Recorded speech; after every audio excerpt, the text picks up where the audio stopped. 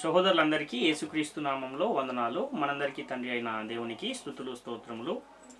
మనము certificate of theology అన్న శీర్షికలో అనేకమైన అంశాలను పరిశీలిస్తూ వస్తూ ఉన్నాం. ఈరోజు దేవుని వాక్యము బంధింపబడి ఉండలేదు అన్న అంశాన్ని మనం ఈరోజు పరిశీలించే ప్రయత్నం చేద్దాం. ప్రార్థన చేసుకుని వాక్య భాగంలోనికి ప్రవేశిద్దాం. పరలోకమందున్న మా తండ్రి, నీకు స్తుతులు స్తోత్రములు తండ్రి, జీవాధిపతి, జీవము గల దేవా. ఇదిగో తండ్రి, మరొక శ్రేష్టమైన దినాన్ని మా జీవితాల్లో మీరు దయచేశారు. మీకే స్తుతులు స్తోత్రములు. ఇదిగో తండ్రి, పరిశుద్ధ గ్రంథం నుండి మేము మరొక అంశమును పరిశీలించుచుండగా ఆత్మ సంబంధమైన సంగతులతోనే సరిపోల్చుకుని సర్వసత్యమును తండ్రి ఉన్నట్టుగా గ్రహించి ఈ భూమి మీద తండ్రి ఆ వాక్యాన్ని నెరవేరుస్తూ నీవున్న మహాలోకానికి తండ్రి మేమును మాతో అనేకులను తండ్రి తీసుకుని వచ్చే కృపాభాగ్యమును దయచేయమని మా ప్రభువును రక్షకుడును అయిన యేసుక్రీస్తు వారి అతి శ్రేష్టమైన నామంలో అడిగి స్తుతించి వేడుకొనుచున్నాము తండ్రి. ఆమేన్. ప్రియమైన దేవుని వారలారా, మనము దేవుని వాక్యము బంధింపబడి ఉండలేదు అన్న అంశాన్ని ఈరోజు పరిశీలిద్దాం. మూల వాక్యాన్ని మనము ఆలోచిస్తే తిమోతికి రాసిన 2వ పత్రిక 2వ అధ్యాయము 9వ వచనంలో ఈ వాక్యం మనకు కనబడుతుంది. నేను నేరస్తుడనై ఉన్నట్టు ఆ సువార్త విషయమై సంకెళ్లతో బంధింపబడి శ్రమపడుచున్నాను, అయినను దేవుని వాక్యము బంధింపబడి ఉండలేదు అని ఇక్కడ మనకు వాక్యం కనబడుతుంది. ఈ వాక్యాన్ని పౌలు గారు రాస్తున్నారు అంటే తన అనుభవ సాక్ష్యాన్ని ఆయన మన ముందు పెడుతున్నారు అనే విషయాన్ని మనం గమనించాలి. నేను నేరస్తుడనై ఉన్నట్టు సంకెళ్లతో బంధింపబడి ఉన్నాను, అయినను దేవుని వాక్యము బంధింపబడి ఉండలేదు అంటున్నాడు. అంటే దేవుని వాక్యాన్ని బంధించే శక్తి ఈ లోకంలో ఎవరికైనా ఉందా అని అంటే ఎవరికి కూడా లేదు. అసలు దేవుడు సృష్టించిన ఈ సృష్టిలో కూడా గాలిని ఎవరైనా బంధించగలరా? దేవుడు సృష్టించిన గాలినే ఎవరు బంధించలేనప్పుడు దేవుని వాక్యాన్ని ఎలా బంధించగలరు అని ఒకసారి ఆలోచన చేయాలి. ఎందుకంటే దేవుని వాక్యం ఎలాంటిది అంటే సజీవము గలదై బలము గలదై రెండంచుల ఎటువంటి ఖడ్గము కంటేనూ వాడిగా ఉండి ప్రాణాత్మలు కీళ్లను మూలుగను సైతము దూరుచు హృదయము యొక్క ఆలోచనలను తలంపులను కూడా పరిశోధించే శక్తి దేనికి ఉంది అని మనం ఆలోచిస్తే ఒక వాక్యానికే ఉంది అని పరిశుద్ధ గ్రంథం తెలియజేస్తుంది.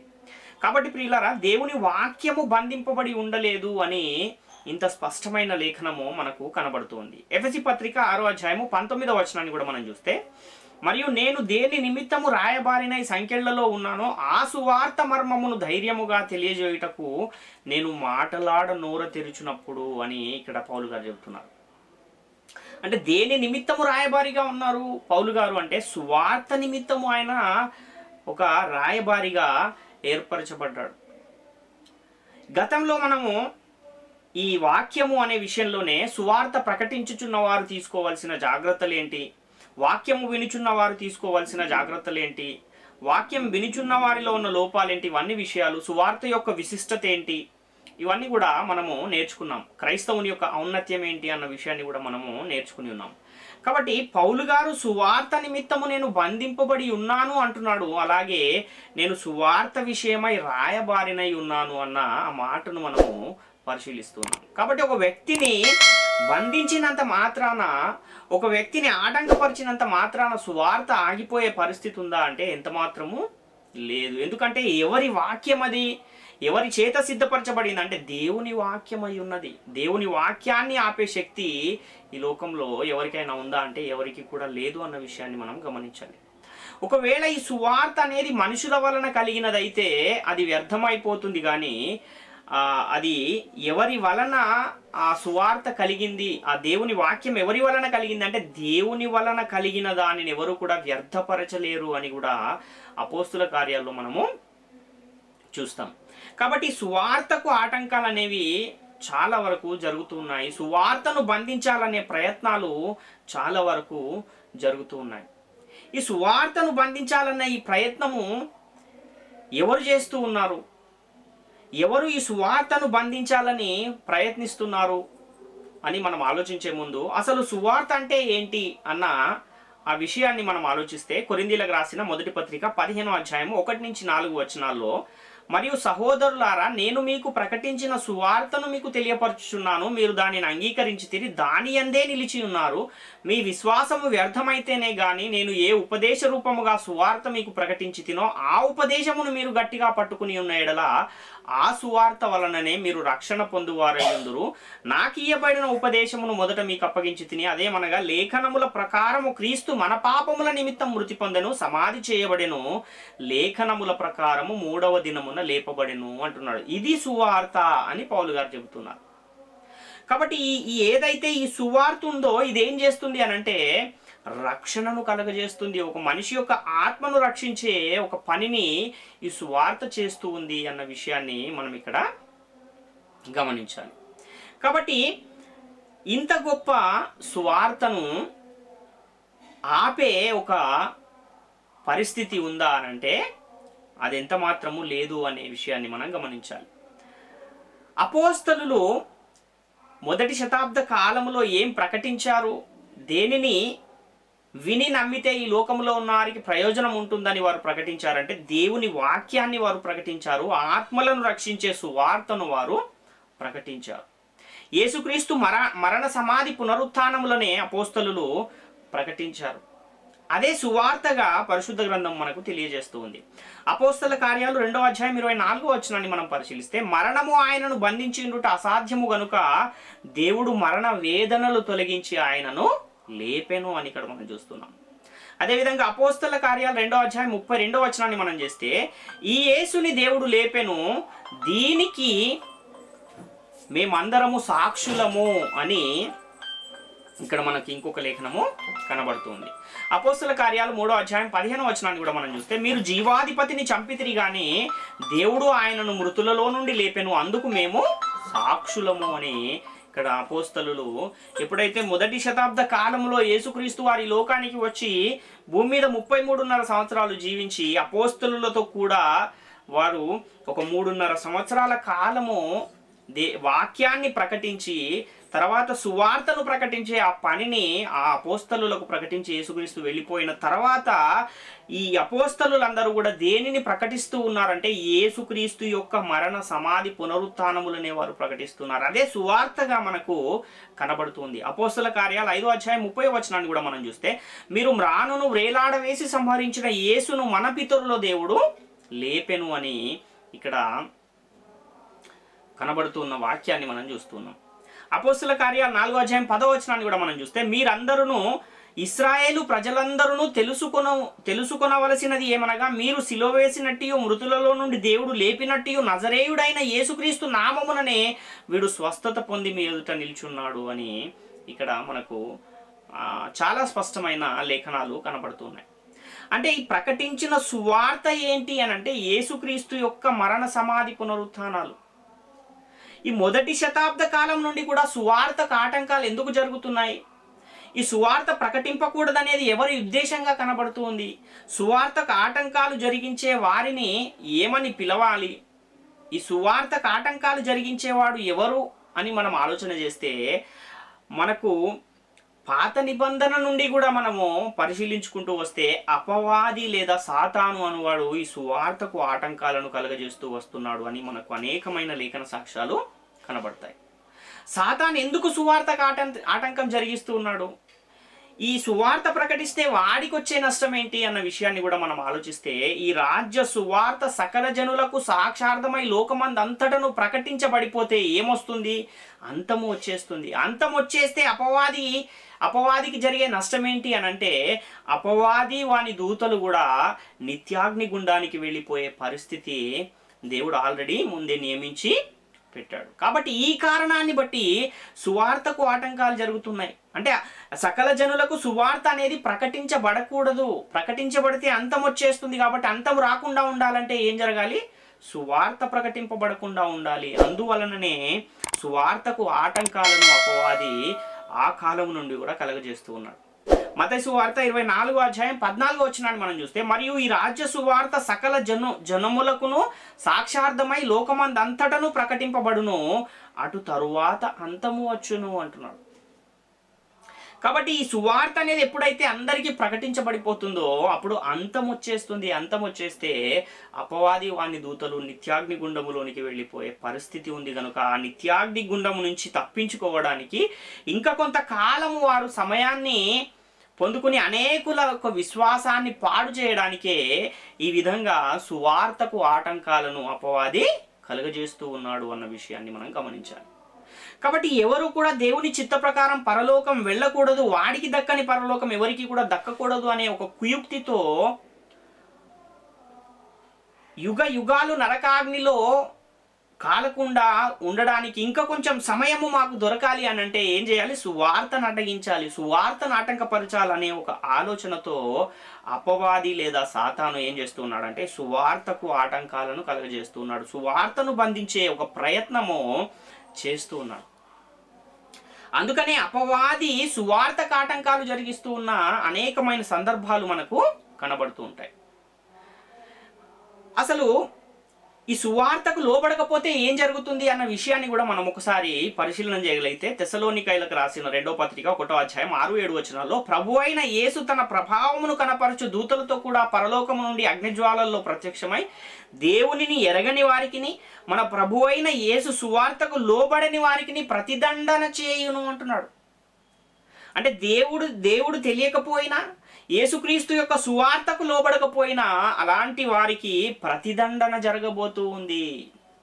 కాబట్టి ఈ సువార్త అనేది ఏమవ్వకూడదు? ప్రకటింపబడకూడదు. దీనికి ఆటంకాలు కలగజేయాలి అనే ఒక కుయుక్తి, ఒక ఆలోచన అపవాదికి మొదటి శతాబ్ద కాలం కన్నా ముందు నుంచి కూడా చేస్తూ ఉన్న ఒక పరిస్థితిని మనం చూస్తున్నాం. ఒకవేళ సువార్త ప్రకటించబడిపోయినా, సువార్త ఆగకుండా ప్రకటించబడిపోయినా అది సత్య సువార్త అయి ఉండకూడదు. కలిపి చెరపబడిన బోధను ప్రకటింపజేసే ఒక తంత్రాన్ని అపవాది మొదటి శతాబ్దం నుండి కూడా కనపరుస్తూ ఉన్న పరిస్థితిని మనం చూస్తున్నాం. కాబట్టి తీర్పు అనేది దేనిని బట్టి జరుగుతుంది అంటే సువార్తను బట్టే తీర్పు జరుగుతుంది. రోమపత్రిక 2వ అధ్యాయం 16వ వచనాన్ని మనం చూస్తే దేవుడు నా సువార్త ప్రకారము యేసుక్రీస్తు ద్వారా మనుషుల రహస్యములను విమర్శించు దినమందు ఇలాగు జరుగును అంటున్నాడు. అంటే యేసుక్రీస్తు సువార్త ద్వారా ఏం జరగబోతూ ఉంది? మనుషుల యొక్క రహస్యములను విమర్శించబోతూ ఉన్నాడు, తీర్పు తీర్చబోతున్నాడు అని ఇక్కడ మనం చూస్తున్నాం. అపోస్తలుల కార్యాలు 17వ అధ్యాయం 31వ వచనాన్ని కూడా మనం చూస్తే ఎందుకనగా తాను నియమించిన మనుషుని చేత నీతిని అనుసరించి భూలోకమునకు తీర్పు తీర్చబోయేది ఒక దినమును నిర్ణయించి ఉన్నాడు. మృతులలో నుండి ఆయనను లేపినందున దీని నమ్ముటకు అందరికీ ఆధారము కలుగజేసి ఉన్నాడు అని ఇక్కడ మనం చూస్తున్నాం. అంటే ఈ భూలోకానికి తీర్పు తీర్చబోయే ఒక దినాన్ని నియమించి ఉన్నాడు, అదే అంతము. అది ఎప్పుడు జరుగుతుంది అంటే సువార్త సకల జనులకు సాక్షార్థమైనప్పుడు జరుగుతుంది. కాబట్టి అది జరగకూడదు అనేదే అపవాది యొక్క ఆలోచనగా మనకు కనబడుతుంది. దేనిని అనుసరించి తీర్పు తీర్చబడుతుంది అంటే నీతిని అనుసరించి తీర్పు తీర్చబడుతుంది, దేవుని మాటను అనుసరించి తీర్పు తీర్చబడుతుంది. యోహాను సువార్త 12వ అధ్యాయం 48వ వచనాన్ని మనం చూస్తే నన్ను నిరాకరించి నా మాటలను అంగీకరింపని వానికి తీర్పు తీర్చువాడొకడు కలడు, నేను చెప్పిన మాటయే అంత్యదినమందు వానికి తీర్పు తీర్చును అంటున్నాడు. ఎవరు తీర్పు తీర్చేది అంటే సువార్త తీర్పు తీరుస్తుంది, వాక్యము తీర్పు తీరుస్తుంది. కాబట్టి ఏ సువార్త వలన అయితే తీర్పు తీర్చబడుతుందో ఆ సువార్త ప్రకటించబడకూడదు, ఆ సువార్తకే ఆటంకాలు, ఆ సువార్తను కలిపి చెరిపివేయాలి. అది సాతాను యొక్క ఉద్దేశముగా, ప్రణాళికగా, ఒక తంత్రముగా, కుయుక్తిగా మనకు కనబడుతుంది. కాబట్టి ఎవరు కూడా దేవుని మాటకు లోబడకూడదు, దేవునికి లోబడకూడదు, దేవుని సువార్తకు లోబడకూడదు. ఇది సాతాను యొక్క మెయిన్ మోటోగా మనకు, సాతాను ఆలోచనగా మనకు కనబడుతుంది. కానీ పరిశుద్ధ గ్రంథం ఏం చెబుతుందంటే సువార్తను వెర్రితనముగా నమ్ము వారికి ఆ సువార్త దేవుని శక్తి, దేవుని దయాపూర్వక సంకల్పము అని పరిశుద్ధ గ్రంథం తెలియజేస్తుంది. 1 కొరింథీ పత్రిక 1వ అధ్యాయం 21వ వచనాన్ని మనం చూస్తే 1 కొరింథీ పత్రిక 1వ అధ్యాయం 21వ వచనం దేవుని జ్ఞానానుసారముగా లోకము తన జ్ఞానము చేత దేవుని ఎరగకుండినందున సువార్త ప్రకటనయను వెర్రితనము చేత నమ్మువారిని రక్షించుటకు దేవుని దయాపూర్వక సంకల్పము ఆయను అంటున్నాడు. వెర్రితనముగా నమ్మువారికి ఏంటి అది అంటే దేవుని దయాపూర్వక సంకల్పం. దేవుని దయ వలననే మనం ఈరోజు ఉచితముగా కృపచేత రక్షించబడి ఉన్నాము అన్న విషయాన్ని మనము గమనించాలి. కాబట్టి ఈ సువార్తను ఎందుకు కలిపి జరుపుతున్నాడు సాతాను అనే విషయాన్ని మనం పరిశీలిస్తే, వినుట ద్వారా విశ్వాసము కలుగును, వినుట క్రీస్తును గూర్చిన మాట వలన కలుగును అని పరిశుద్ధ గ్రంథం తెలియజేస్తుంది. కాబట్టి మనలో విశ్వాసము కలగాలంటే దేనిని వినాలి? సువార్తను వినాలి, వాక్యాన్ని వినాలి. ఆ సువార్తను వింటే ఆ సువార్త లేక ఆ వాక్యం ఏం చేస్తుంది అని అంటే, ఆ వాక్యమే విశ్వాసులైన మీలో కార్యసిద్ధి కలగజేయుచున్నది అని మనకు వాక్యం తెలియజేస్తుంది. కాబట్టి ఏ వాక్యం అయితే మనలో కార్యసిద్ధి కలగజేస్తుందో ఆ వాక్యాన్నే కలిపి చెరుపుతూ ఉన్నాడు సాతాను. సత్యవాక్యము మీ వరకు రాకూడదు, ఆ వాక్యాన్ని ఆటంకపరచాలి. ఇది సాతాను యొక్క ఉద్దేశంగా మనకు కనబడుతుంది. ఒకవేళ ఏదైనా ఒక అనారోగ్యం వచ్చింది అనుకోండి, ఆ అనారోగ్యానికి సంబంధించి మనం ఏం చేస్తాం? మొట్టమొదట ఆసుపత్రికి వెళ్తాం, హాస్పిటల్కి వెళ్తాము, డాక్టర్కి చూపించుకుంటాం. దానికి సంబంధించిన మందులు రాసినప్పుడు మెడికల్ షాప్కి వెళ్ళి ఆ మందులు తీసుకుని ఇంటికి వచ్చిన తర్వాత ఒకవేళ అవి కల్తీ మందులు అనుకోండి, తెచ్చిన మందులు అవి కల్తీ మందులు అయితే ఆ మాత్రలు వేసుకుంటే జబ్బు తగ్గకపోగా ఏం జరుగుతుంది? కొన్ని సందర్భాల్లో ప్రాణాలు కూడా పోయే ప్రమాదము ఉంటుంది. కాబట్టి ఏదైతే సత్యవాక్యం ఉందో ఆ సత్యవాక్యం అనేదే ఆత్మలను రక్షించేది. కలిపి చెరపబడిన వాక్యం ఏం చేస్తుంది? నాశనానికి తీసుకుని వెళుతుంది అన్న విషయాన్ని మనం గమనించాలి. ఇక్కడ ఒక కల్తీ మందు వేసుకుంటే శరీరానికే హాని కలుగుతుంది, కానీ వాక్యములో కల్తీ జరిగితే ఆత్మ నాశనానికి వెళ్ళిపోయే ప్రమాదం ఉంది, ఆత్మ అగ్నిలో కాలిపోయే ప్రమాదము ఉంది. కాబట్టి మనం దేవుని కుమారులము కాకూడదు, దేవుని వారసులము కాకూడదు, దేవుని ఇంటివారం అవ్వకూడదు, దేవునితో సహవాసము గలవారమై ఉండకూడదు అనేది సాతాను యొక్క ప్రధానమైన ప్రాముఖ్యమైన ఒక తంత్రంగా మనకు ఇక్కడ కనబడుతుంది. కాబట్టి దేవుని నీతి దేని యందు బయలుపరచబడుతుంది అనే విషయాన్ని మనం ఆలోచిస్తే, రోమపత్రిక 1:17 ఎందుకనినా నీతిమంతుడు విశ్వాస మూలముగా జీవించునని వ్రాయబడిన ప్రకారము విశ్వాస మూలముగా అంతకంతకు విశ్వాసము కలుగునట్లు దేవుని నీతి దాని యందు బయలుపరచబడుచున్నది అంటున్నాడు. అంటే సువార్త వలన ఏం జరుగుతుంది? దేవుని నీతి బయలుపరచబడుతూ ఉంది. ఎందుకు సువార్తకు ఆటంకాలు జరుగుతూ ఉన్నాయి? యేసుక్రీస్తు మరణాన్ని నిరర్ధకం చేసి జీవాన్ని అక్షయతను సువార్త వలన వెలుగులోనికి తెచ్చాడు కనుక ఆ అక్షయత అనేది దక్కకుండా ఉండడానికి, మనము రక్షణను పొందుకోలేకుండా ఉండడం కొరకే ఈ విధంగా సువార్తకు అనేకమైన ఆటంకాలను కలగజేస్తూ ఉన్నాడు అపవాది. కాబట్టి ఎవరు కూడా అక్షయతను పొందుకోకూడదు, అంటే సువార్త ప్రకటింపబడకూడదు. ఒకవేళ ప్రకటింపబడినా అది సత్య సువార్త అయి ఉండకూడదు. ఇది సాతాను యొక్క కుయుక్తిగా మనకు కనబడుతుంది. కాబట్టి ఈ సువార్త మనలను తీర్పు తీరుస్తుంది, ఈ సువార్తే మనలను మరణం నుండి జీవంలోనికి నడిపిస్తుంది, ఈ సువార్తలోనే మరణాన్ని నిరర్ధకం చేసే శక్తి ఉంది. ఈ సువార్త వలననే దేవుని నీతి బయలుపరచబడుతుంది. కనుకనే ఎంతో తెలివితో కుయుక్తితో ఈ సువార్తను ప్రకటింపబడనీయకుండా ఈ సువార్తకు అనేకమైన ఆటంకాలు అడ్డంకులు కలగజేస్తూ ఉన్నాడు. ఒకవేళ ఈ అడ్డంకులు ఆటంకాలన్నీ దాటుకుని కూడా సువార్త ప్రకటింపబడుతుంది అంటే అప్పుడు ఏం చేస్తున్నాడు అంటే ఆ సువార్తను సత్య సువార్త కానిది బోధింపజేసే ఒక ప్రయత్నం కూడా అపవాది చేస్తూ ఉన్న సందర్భాలను మనం అనేకము చూస్తున్నాం. ఎప్పటి నుండి ఈ యొక్క సువార్తను అడ్డుకునేవారు ఉన్నారు అని మనం ఆలోచిస్తే, మొదటి శతాబ్ద కాలము కన్నా ముందు నుండే మనకు ఈ సువార్తను ఆటంకపరిచేవారు ఉన్నారు అని మనకు ఇక్కడ స్టెఫెను గారు చెబుతున్న ఒక సందర్భాన్ని మనము గమనించినట్లయితే, అపోస్తలుల కార్యాలు 7వ అధ్యాయంలో 52వ వచనాన్ని మనం పరిశీలిస్తే, మీ పితరులు ప్రవక్తలలో ఎవనిని హింసించకయుండిరి, ఆ నీతిమంతుని రాకను గూర్చి ముందు తెలిపిన వారిని చంపిరి, ఆయనను మీరు ఇప్పుడు అప్పగించి హత్య చేసిన వారైతిరి అంటున్నాడు. అంటే ముందేమో ఒక రక్షకుడు రాబోతున్నాడు అని మీ పితరులకు ప్రకటించిన వారినేమో మీ పితరులు చంపేశారు, రక్షకుడే ఈ భూమి మీదకి వస్తే ఆయనను మీరు సిలువ వేసి చంపారు అని ఇక్కడ స్టెఫెను గారు చెబుతున్న సందర్భాన్ని మనం చూస్తున్నాం. అసలు యేసుక్రీస్తు పుట్టినప్పటి నుంచే ఆయనను ఎలాగైనా చంపేయాలనే ఉద్దేశంతో హేరోదు రాజును వాడుకుని 2 ఏళ్లలోపు పిల్లలందరినీ కూడా చంపాలనే ఒక ఆజ్ఞ ఆయన ఇచ్చి అనేకులైన పసిపిల్లలను చంపేసిన ఒక పరిస్థితి కూడా మనకు కనపడుతోంది.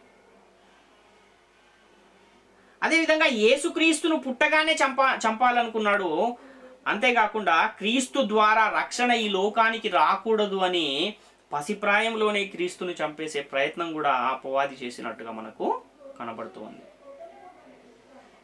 ఇంకా అనేకమైన ప్రయత్నాలు క్రీస్తుని ఏ విధంగానైనా సరే ఏం చేయాలి, ఈ లోకములు ఉండకుండా చేయాలి అని అపవాది అనేక ప్రయత్నాలు చేసిన సందర్భాలు మనకు అనేకం కనబడతాయి. మత్తయి సువార్త 4:8-10 మనం చూస్తే, మరలా అపవాది మిగిలిన ఎత్తైన ఒక కొండ మీదికి ఆయనను తోడుకుని పోయి లోకరాజ్యములన్నింటినీ వాటి మహిమను ఆయనకు చూపి, నీవు సాగిలపడి నాకు నమస్కారము చేసిన ఎడల వీటన్నింటినీ నీకు ఇచ్చేదనని ఆయనతో చెప్పగా, యేసు వానితో, సాతానా పొమ్ము, ప్రభు అయిన నీ దేవునికి మొక్కి ఆయనను మాత్రము సేవింపవలెను అని వ్రాయబడి ఉన్నది అనెను అని ఇక్కడ మనం చూస్తున్నాం.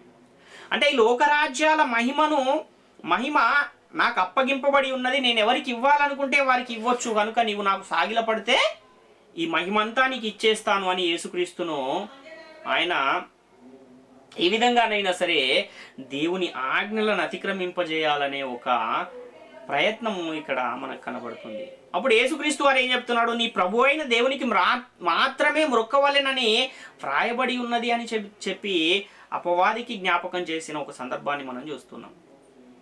అంటే యేసుక్రీస్తు ఏ పని నిమిత్తమైతే ఈ లోకానికి పంపబడ్డాడో, పాపులను రక్షించడానికి, ధర్మశాస్త్రాన్ని నెరవేర్చి శిలలో కొట్టివేయడానికి, తన ప్రాణాన్ని అర్పించి ఒక రక్షణను సిద్ధపరచడానికి, అందరినీ రక్షించాలనే దేవుని సంకల్పాన్ని నెరవేర్చే ఈ పనులన్నింటికీ కూడా ఆటంకము కలగజేయడమే అపవాదికున్న అసలైన పని.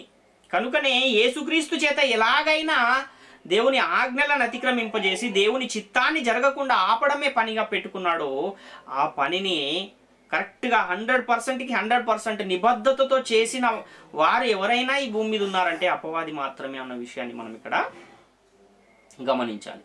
అంటే ఏదైనా ఒక పనిని అప్పగిస్తే ఆ పనిని ఏవైనా తప్పులు చేసేవారు ఉన్నారు, కానీ అపవాది మాత్రము ఏ పని అయితే చేయాలో దాన్ని కరెక్ట్గా అమలు చేశాడు.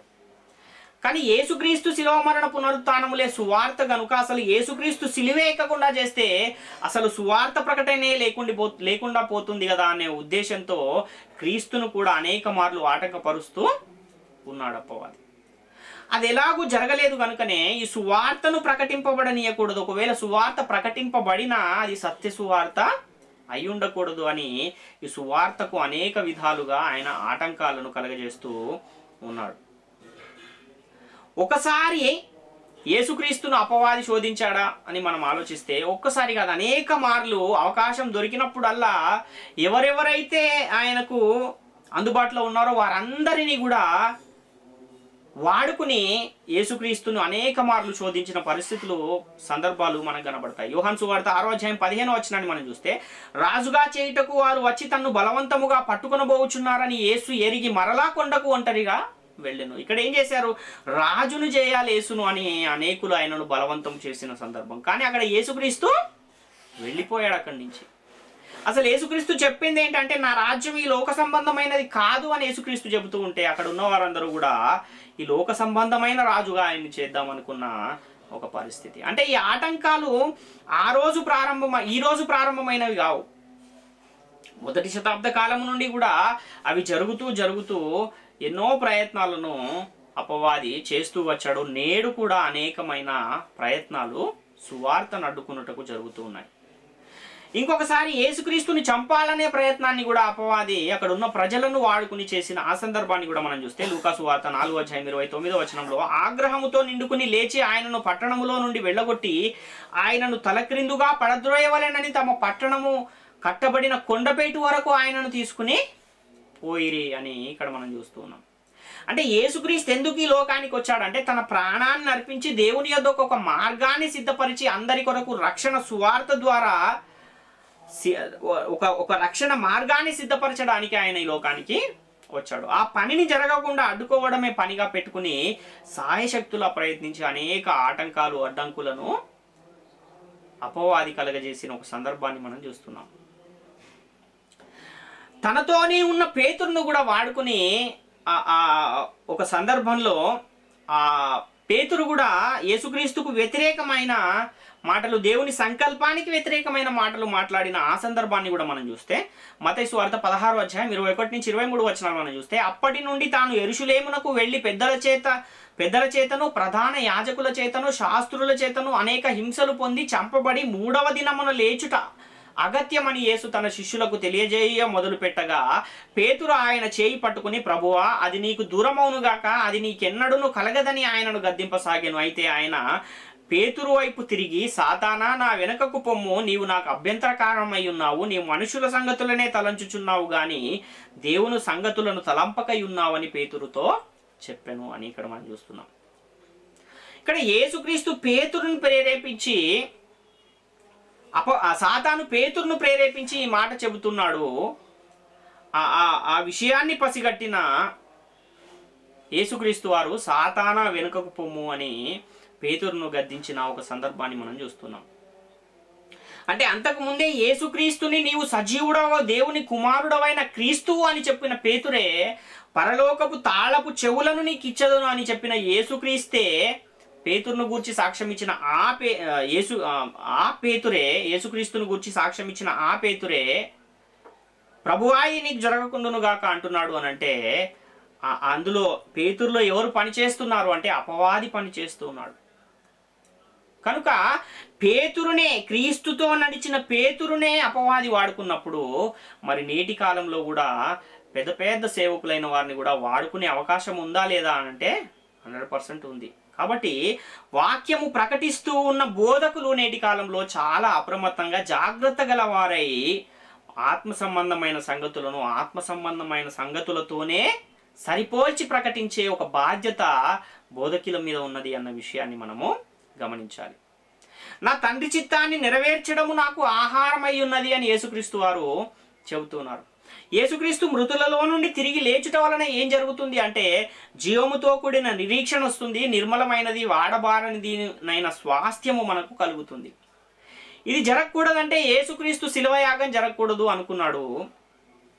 ఆ శిలువ యాగాన్ని ఆపలేకపోయాడు. కనుకనే నేటి కాలంలో ఏం చేస్తున్నాడు అంటే, ప్రకటింపబడుతున్న సువార్తను అడ్డుకునే ఒక ప్రయత్నము అపవాది చేస్తున్నాడు. కాబట్టి యేసుక్రీస్తు శిష్యుల్లో కూడా ఒకడైన ఇస్కరియోతు యూదా కూడా సాతాను చేత ప్రేరేపించబడి చేసిన ఒక పనిని కూడా మనం ఆలోచిస్తే, యోహాను సువార్త 6వ అధ్యాయం 70వ వచనంలో, అందుకు యేసు, నేను మిమ్మును 12 గురిని ఏర్పరచుకునలేదా, మీలో ఒకడు సాతాను అని వారితో చెప్పాను. ఏం చేశాడు ఈ ఇస్కరియోతు యూదా అని మనం చూస్తే, మత్తయి సువార్త 26వ అధ్యాయం 14-16 వచనాలు మనం చూస్తే, అప్పుడు 12 మందిలో ఒకడు ఇస్కరియోతు యూదా ప్రధాన యాజకుల యొద్దకు వెళ్ళి, నేను ఆయనను మీకు అప్పగించిన ఎడల నాకేమి ఇత్తురని వారిని అడిగాను. అందుకు వారు 30 వెండి నాణములు తూచి వానికి ఇచ్చిరి. వాడప్పటి నుండి ఆయనను అప్పగించుటకు తగిన సమయమును కనిపెట్టుచుండెను అని ఇక్కడ మనం చూస్తున్నాం. మనం అర్థం చేసుకుంటే, యేసుక్రీస్తును దేవుని పని చేయకుండా ఉండడానికి ఎంతమందిని వాడుకోవాలో అంతమందిని వాడుకున్నాడు. పేతురును వాడుకున్నాడు, యూదాను వాడుకున్నాడు, యూదులలో ఉన్న ప్రజలను వాడుకున్నాడు, ప్రధాన యాజకులను వాడుకున్నాడు, అనేకులను వాడుకుని చివరికి ఏం చేశాడు అనంటే, యేసుక్రీస్తుని ఏ విధంగానైనా చంపేయాలి అని ఆలోచనతో ఆయనను ఇస్కరియోతు యూదా చేత ఆ యూదులకు అప్పగించి సిలువ వేయించి చంపేసిన ఒక పరిస్థితిని మనము చూస్తూ ఉన్నాం. అంటే ఈ సిలువ యాగం ద్వారానే దేవుడు రక్షణ మార్గాన్ని సిద్ధపరచబోతున్నాడనే విషయము అపవాదికి తెలుసా అంటే తెలియదు. ఒకవేళ తెలిస్తే చేయించేవాడు ఆ పని అంటే చేయించేవాడుగానే కాదు. ఎలాగైనా సరే యేసుక్రీస్తుని చంపేయాలనుకున్నాడు, కానీ ఆయన చనిపోయిన తర్వాత 3వ దినాన తండ్రి యేసును లేపుతాడు. అలా యేసు లేవటం మూలాన మరణ నిరోధకం అయిపోతుంది, జీవము అక్షయత అనేది వెలుగులోనికి వస్తుంది అని గనక అపవాదికి తెలిసుంటే ఆ పనిని ఎంత మాత్రము చేసి ఉండేవాడు కాదు.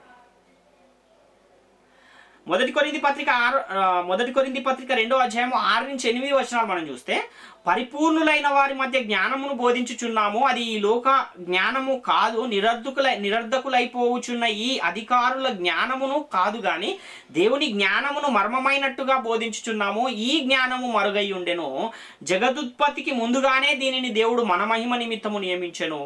అది లోకాధికారులలో ఎవనికి తెలియదు, అది వారికి తెలిసి ఉండిన ఎడల మహిమా స్వరూపియగు ప్రభువును సిలువ వేయకపోయి ఉందురు అంటున్నాడు. కాబట్టి ఈ విషయము లోకాధికారుల్లో ఎవరికి కూడా తెలియదు. దేవుని ప్రణాళిక ఎలా నెరవేరబోతుందన్న విషయం ఎవరికి కూడా తెలియదు. కనుకనే అపవాది యేసుక్రీస్తును యూదులకు అప్పగించి సిలువ వేయించిన ఒక పరిస్థితిని మనం చూస్తున్నాం. ఆ మర్మమయ్యున్న దేవుని జ్ఞానాన్ని అపోస్తలులు బోధిస్తూ ఉన్నారు. పూర్వకాలములో ఈ జ్ఞానం మరుగయ్యుంది, జగదుత్పత్తికి ముందుగానే దీనిని మన మహిమ నిమిత్తము దేవుడు నియమించాడు అని ఇక్కడ మనం చూస్తున్నాం. కాబట్టి ఈ లోకములో ఉన్న వారికి మాత్రమే కాదు, పరలోకములో ఉన్న దూతలకు ప్రధానులకు కూడా ఈ మర్మము ఈ జ్ఞానములో ఉన్న ఆ మర్మము వారికి తెలుసా అంటే తెలియదు. వారికి కూడా ఎప్పుడు తెలియాలని దేవుడు సంకల్పించాడు అనంటే సంఘము ద్వారానే వారు దీన్ని తెలుసుకోవాలని దేవుని యొక్క సంకల్పమై ఉన్నది. ఎఫెసీ పత్రిక 3వ అధ్యాయం 8-9 వచనాలు మనం చూస్తే, దేవుడు మన ప్రభువు అయిన క్రీస్తు యేసునందు చేసిన నిత్య సంకల్పము చొప్పున పరలోకములో ప్రధానులకును అధికారులకును సంఘము ద్వారా తన యొక్క నానా విధమైన జ్ఞానము ఇప్పుడు తెలియబడవలెనని ఉద్దేశించి అంటున్నాడు. ఎవరి ద్వారా? సంఘము ద్వారా. క్రీస్తు యేసునందు చేసిన నిత్య సంకల్పము చొప్పున, అంటే దేవుని సంకల్పం ఎలా నెరవేరబోతుందో అన్న విషయము దూతలకు ప్రధానులకు కూడా తెలియదు, అపవాదికి తెలియదు, అదేవిధంగా ఈ లోకాధికారులలో కూడా ఎవరికి తెలియదు. కాబట్టి ఈ సువార్తకు ఆటంకాలు ఎందుకు జరుగుతూ ఉన్నాయి అని అంటే, ఈ సువార్త యొక్క విశిష్టత ఏంటి అన్న విషయాన్ని మనం ఆలోచిస్తే, దేవుడు తీర్పు తీర్చేదే సువార్త ద్వారా. ఈ సువార్త విశ్వాసులైన మనలో ఏం చేస్తుంది? కార్యసిద్ధి కలుగజేస్తూ ఉంది. ఈ సువార్త వలననే మరణము నిరర్ధకమయ్యింది, జీవము అక్షయత వెలుగులోనికి వచ్చింది. జీవముతో కూడిన నిరీక్షణ ఈ సువార్తలోనే వెల్లడి అయింది. కనుక ఈ సువార్తకు ఆటంకాలు కలగజేయాలి అని అపవాది ఎన్నో ప్రయత్నాలు చేస్తూ వచ్చాడు, ఇంకా నేటికి చేస్తూ ఉన్నాడు, భవిష్యత్తులో కూడా చేస్తాడు. ఎన్ని ప్రయత్నాలు చేసినా అవన్నీ కూడా విఫలమైపోతూనే ఉంటాయన్న విషయాన్ని మనం గమనించాలి. కాబట్టి నేటికి సువార్తను ప్రకటించకూడదు అని అనేకమైన ఆటంకాలను సువార్తకు అడ్డంకులుగా మనకు కనబడుతున్నాయి.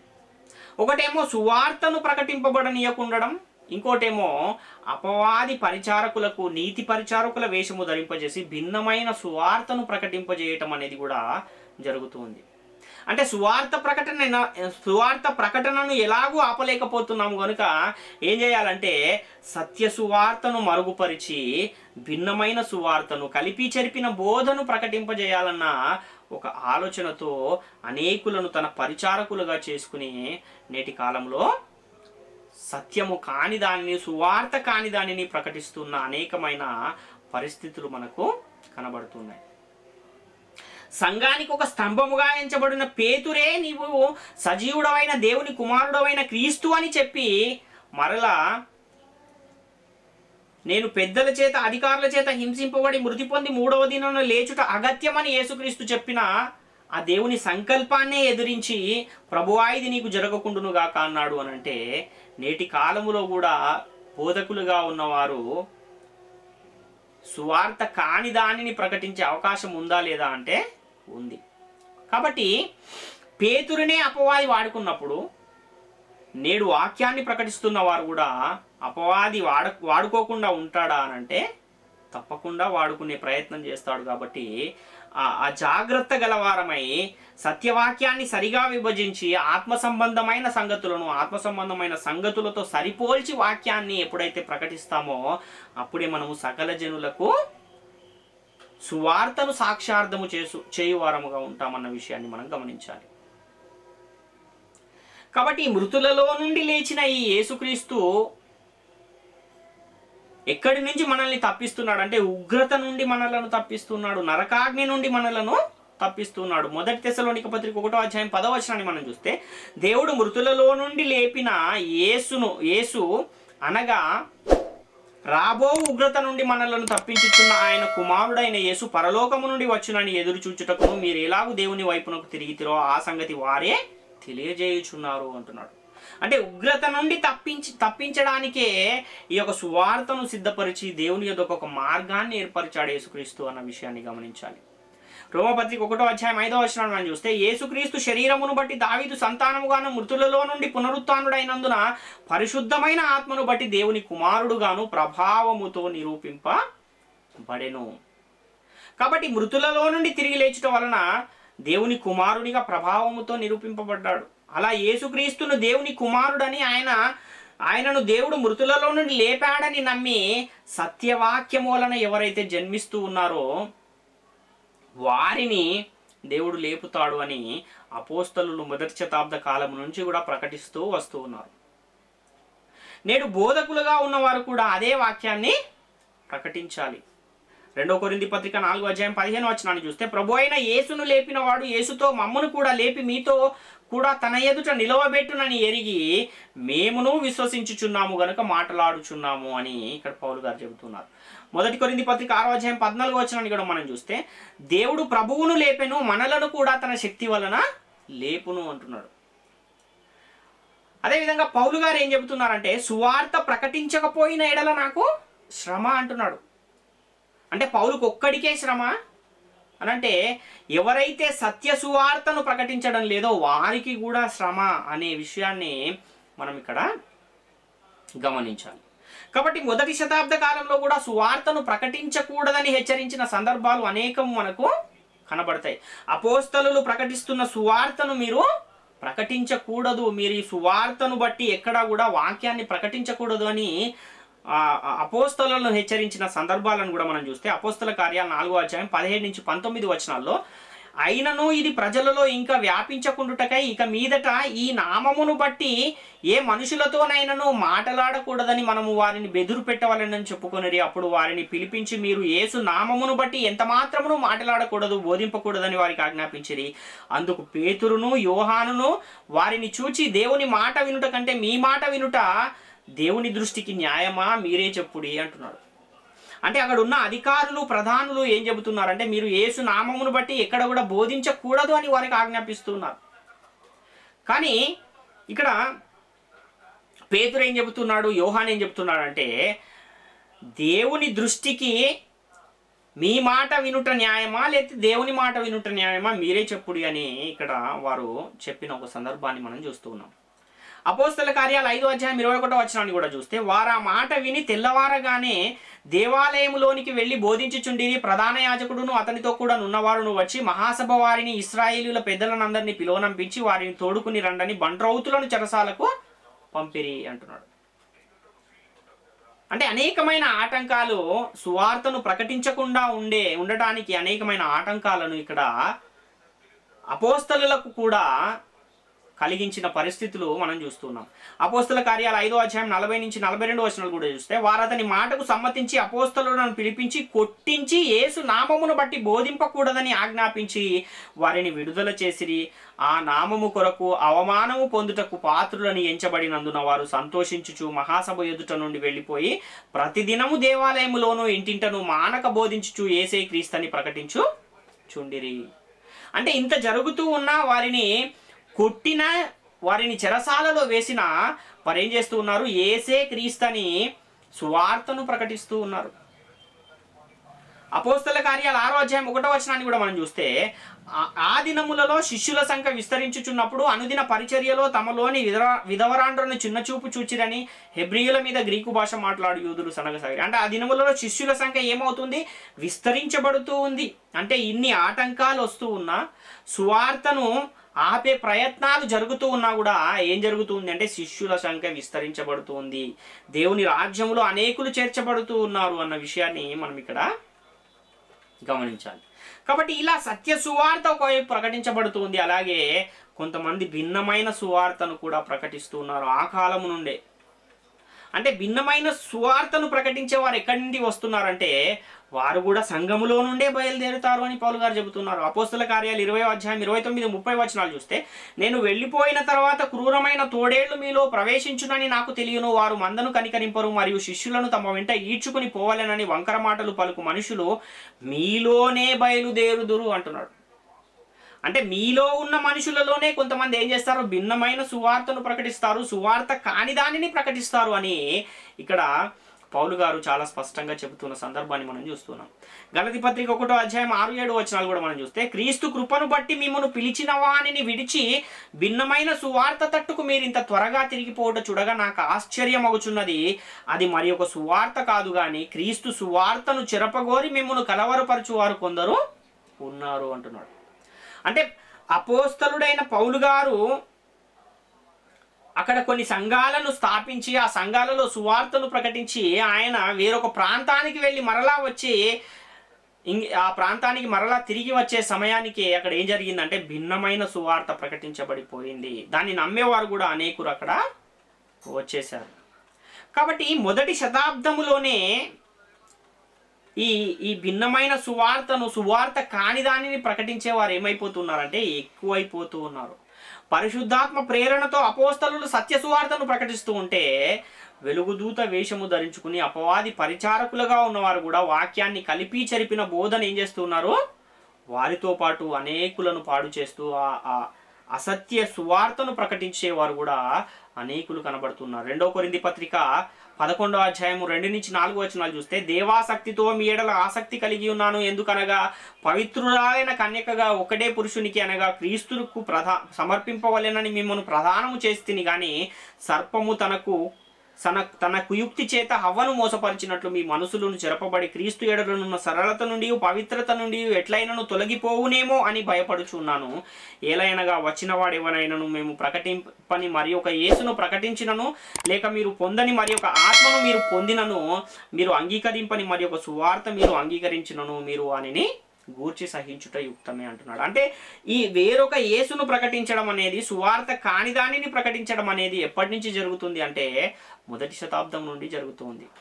2వ కొరింథీ పత్రిక 11వ అధ్యాయము 13-15 వచనాలు చూస్తే, ఏలయనగా అట్టి వారు క్రీస్తు యొక్క అపోస్తలుల వేషము ధరించుకొనిన వారై ఉండి దొంగ అపోస్తలులను మోసగాండ్రకు పనివారునై ఉన్నారు. ఇది ఆశ్చర్యము కాదు, సాతాను తానే వెలుగుదూత వేషము ధరించుకొనుచున్నాడు కనుక వాని పరిచారకులను నీతి పరిచారకుల వేషము ధరించుకొనుట గొప్ప సంగతి కాదు, వారి క్రియల చొప్పున వారికి అంతము కలుగును. కాబట్టి యేసుక్రీస్తు ద్వారా అప్పగింపబడిన సువార్తను అపోస్తలులు ప్రకటిస్తూ వెళుతూ ఉంటే ఇక్కడ అపవాది యొక్క పరిచారకులైన వారు కూడా సువార్త కాని దానిని ప్రకటిస్తూ ఉన్నవారు మనకు అనేకులు కనబడుతున్నారు. ఇది ఎప్పటి నుంచి జరుగుతుంది అంటే మొదటి శతాబ్ద కాలము నుండే జరుగుతూ వస్తుంది. బైబిల్ గ్రంథం ఏం చెబుతుంది అంటే యేసుక్రీస్తు దేవుని కుమారుడు, ప్రభువు దేవుని కుమారుడైన యేసుక్రీస్తు ఈ శరీరాన్ని ధరించుకుని లోకానికి వచ్చాడని చెబుతూ ఉంటే కాదు తండ్రే శరీరాన్ని ధరించుకుని లోకానికి వచ్చాడు అని చాలామంది బోధిస్తూ ఉన్నారు. కానీ పరిశుద్ధ గ్రంథం ఏం చెబుతుంది అని మనం చూస్తే 2వ యోహాను పత్రిక 1వ అధ్యాయం 7-8 వచనాలు, యేసుక్రీస్తు శరీరధారి అయి వచ్చనని ఒప్పుకొనని వంచకులు అనేకులు లోకంలో బయలుదేరి ఉన్నారు. అటివాడే వంచకుడును క్రీస్తు విరోధియునై ఉన్నాడు.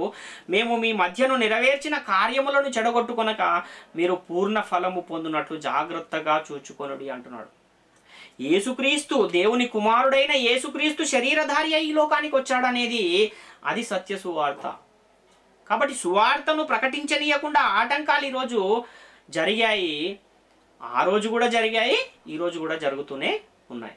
అయితే ఈ సువార్తను విని దానిని ప్రకటింపజేయటము కూడా సువార్తకు ఆటంకంగానే మనము అంటే అసత్యమైన దానిని ప్రకటించేదాన్ని కూడా సువార్తకు ఆటంకంగానే దాన్ని మనం పరిగణించాలి.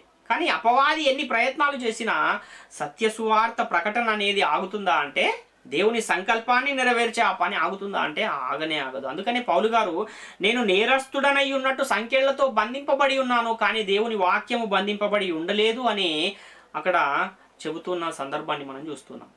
కాబట్టి వ్యక్తులను ఒకవేళ బంధించినా ఆటంకపరిచినా సువార్త ప్రకటన మాత్రం ఆగుతుందా అంటే ఆగే ప్రసక్తే లేదు. ఎందుకంటే సువార్త బంధింపబడి ఉండలేదు. అంటే సువార్త అనేది దేవుని వలన కలిగింది కనుక అది బంధింపబడి ఉండదు. ఒకవేళ అది మనుషుల వలన కలిగినదైతే ఎవరైనా బంధిస్తే బంధించబడిపోయేదే. అపోస్తల కార్యాలు 5:38-39 వచనాలు మనం చూస్తే, కాబట్టి నేను మీతో చెప్పున్నదేమనగా ఈ మనుషుల జోలికి పోక వారిని విడిచిపెట్టుడి. ఈ ఆలోచన అయినను ఈ కార్యమైనను మనుషుల వలన కలిగినదాయన అది వ్యర్థమగును, దేవుని వలన కలిగినదాయన మీరు వారిని వ్యర్థపరచలేరు. మీరు ఒకవేళ దేవునితో పోరాడు వారవుదురు సుమి అంటున్నాడు. అందుకే ఆత్మ సంబంధమైన సంగతులను ప్రకటిస్తేనే మనము దేవునితో నడుచువారము. ఆత్మ సంబంధమైన సంగతులు కాకుండా ప్రకృతి సంబంధమైన సంగతులు, సువార్త కాని దానిని ఒకవేళ ప్రకటిస్తే మనము దేవునితోనే పోరాడు వారం అవుతాము అని ఇక్కడ చాలా స్పష్టమైన హెచ్చరిక కనబడుతూ ఉంది. కాబట్టి ఈ మాటలు ఎవరిని గురించి చెప్పబడుతున్నాయని మనం ఆలోచిస్తే సువార్తకు ఆటంకాలు కలగజేసే వారిని గురించి చెప్పబడుతూ ఉన్న సందర్భాన్ని మనం గమనించాలి.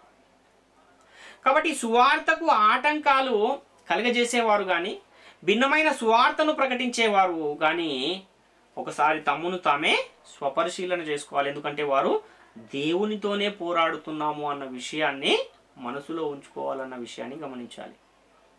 2 తిమోతి పత్రిక 2:9 వచనాన్ని మరలా మనం ఒకసారి గమనిస్తే, నేను నేరస్తుడనై ఉన్నట్టు ఆ సువార్త విషయమై సంకెళ్లతో బంధింపబడి శ్రమపడుచున్నాను, అయినను దేవుని వాక్యము బంధింపబడి ఉండలేదు అంటున్నాడు. కాబట్టి దేవునితో మనము పోరాడి గెలవగలమా అంటే గెలవలేము. మనుషుల చేతిలో పడుట మేలు కానీ దేవుని చేతిలో పడుట ఎంతో భయంకరము అని కూడా వాక్యము తెలియజేస్తూ ఉన్న సందర్భాన్ని మనం గమనించాలి. కాబట్టి ఏదైతే సత్యవాక్యం ఉందో ఆ సత్యవాక్యాన్ని, సత్య సువార్తనే ప్రకటించాలి కానీ అసత్య సువార్తను, భిన్నమైన సువార్తను ప్రకటించకూడదు. అదే కాకుండా ఈ సువార్తను ఆపే ప్రయత్నము ఎవరు చేసినా కూడా అది ఎంత మాత్రము కూడా అది సఫలము కాదు. ఎందుకంటే అది దేవుని వాక్యము గనుక. దేవుని వాక్యాన్ని ఆపే శక్తి ఎవరికైనా ఉందా అంటే ఎవరికి కూడా లేదు. కాబట్టి దేవుని వాక్యం అనేది ఎప్పటికీ కూడా బంధింపబడి ఉండలేదు అన్న విషయాన్ని మనం అందరము కూడా గమనించు వారమై ఉన్నాం. కాబట్టి ప్రియులారా, ప్రాముఖ్యమైన ఈ విషయాలన్నీ కూడా ప్రతి ఒక్కరు గమనించి గ్రహించి దేవుని కృపకు పాత్రులుగా ఉండాలని మిమ్మల్ని అందరినీ వేడుకొనుచు ఈ నా మాటలను ముగిస్తున్నాను. అందరికీ వందనాలు. Recording stopped.